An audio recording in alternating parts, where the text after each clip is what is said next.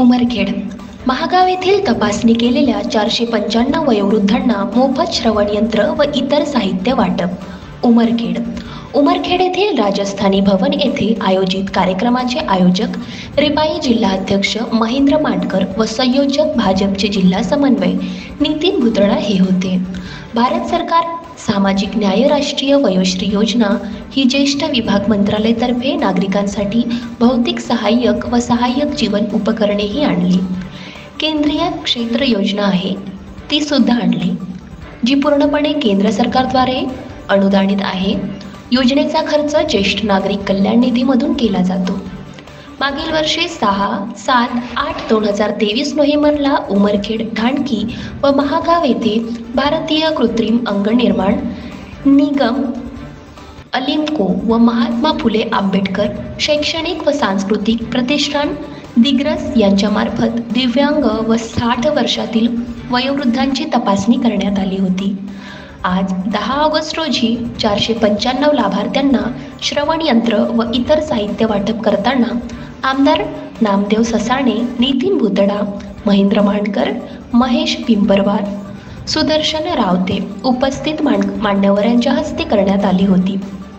495 वृद्ध लाभार्थी यांना श्रवण यंत्र, पाठीचा पट्टा, गुडघ्यांचा पट्टा, खुर्चीवर बसण्यासाठी सिलिकॉनची उशी तसेच चालण्यासाठी काठी साहित्याचे वाटप केले।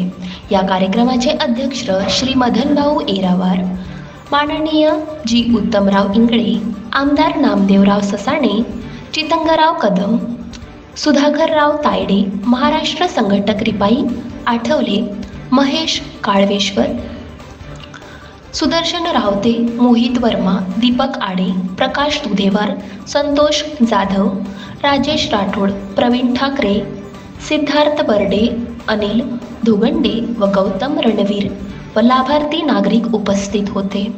आमदार ससाणे यांनी असे सांगितले की सर्व वृद्धांसाठी महेंद्र मांडकर हे देवदूतासारखे धावून आले व योजनेचा लाभ मिळवून दिला। या कार्यक्रमाचे सूत्रसंचालन गजानन दामोदर व आभार सिद्धार्थ बर्डे यांनी मानले। धन्यवाद।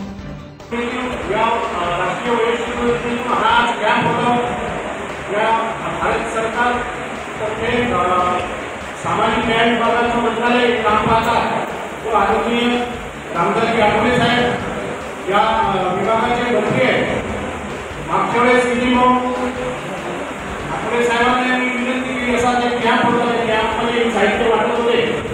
साहेबांना म्हटलं की साहेब, त्या महागाव उमरखेडमध्ये या योजनेचा अजून कोणी फायदा घेतलेला नाही, त्यामुळं ही योजना इथे राबवण्यात यावी। त्यानंतर लगेच साहेबांनी मंत्रालयाचं एक अलिम्को डिपार्टमेंट आहे, रोडवेने निघालेले यांच्या मार्फत आपल्या नोव्हेंबर 6, 7, 8 नोव्हेंबर रोजी आपण सर्व कर्मचारी व्यक्तींची तपासणी केली। या तपासणीमध्ये ज्यांना नेत्राची आवश्यकता आहे, ज्यांना मानेचा बेल्ट आवश्यक आहे, कमरेचा बेल्ट आवश्यक आहे, गुडघ्याचा त्रास होतो, अशा त्यांना गुडघ्याचे बेल्ट तसेच चालण्यासाठी काठी असे या साहित्याचा